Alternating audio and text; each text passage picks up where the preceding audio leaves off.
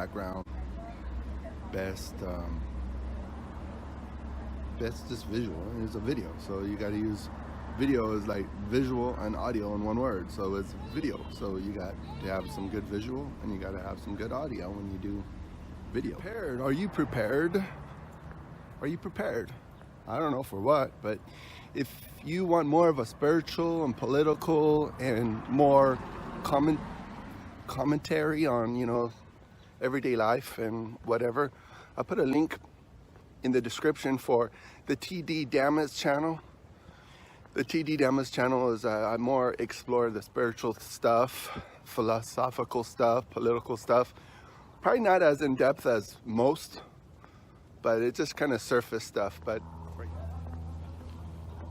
90-second challenge. Are you prepared? Are you prepared for a disaster? Are you prepared for the unexpected? Well, I'm going to try to give you a couple tips on how to prepare for the unexpected.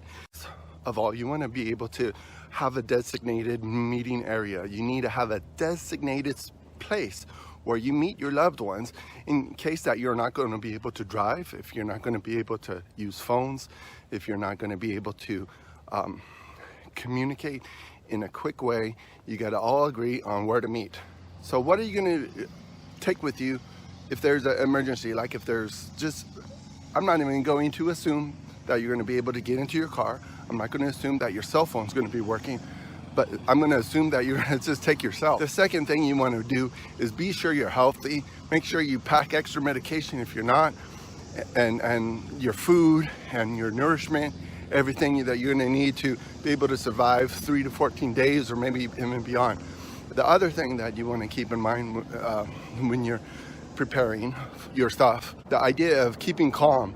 And the way you keep calm is to have a plan, and you've got to plan it out.